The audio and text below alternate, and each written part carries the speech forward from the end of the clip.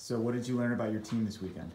Much like we talked on Friday, I thought the character part of it was good. I think they were very settled in on opening night. Then you deal with like an 18-hour day or whatever we were all here for yesterday, and was able to stay in the moment and take care of what we needed to. And then traditionally, we've been a very good team on Sundays here, and has a lot to do with toughness and mindset. You know, for 365 days a year, we're working on mindset, and this was their first opportunity to play in that character, so I was pleased with that.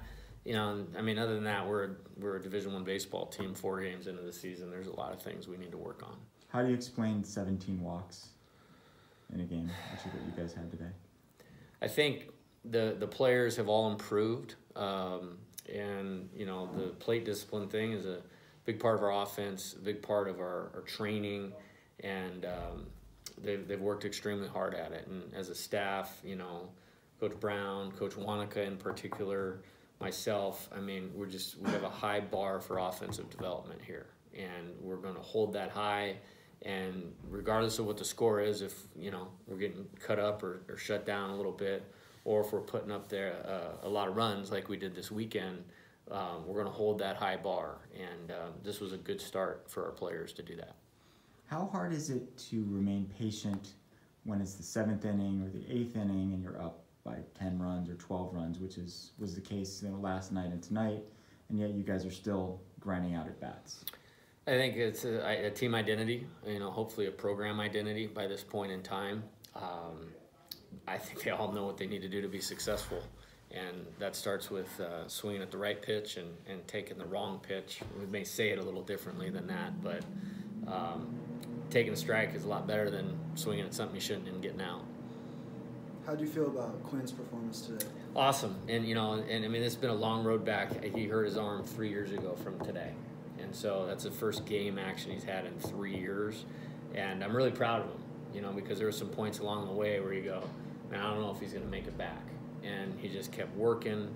Isaac Trujillo, again, just made a massive impact on Quinn and his health. I'm sure he would tell you the same thing. And then something clicked. I want to say it was around the end of October where we changed his arm, and it actually alleviated some of the pain, changed his arm slot, and shortened it up a little bit, and freed up the motion again, and all of a sudden the velo was back, the curveball was snapping, and we knew he had something. And now, and we just talked about it in the locker room, this will be the last time. I'm sure you guys will ask him about it, but this will be the last time we'll talk about him coming back from an injury. You know, the expectation now is he's a top-level Division I pitcher. Was it a Tommy John situation? Yeah, Tommy John. First game of his junior year of high school. First game.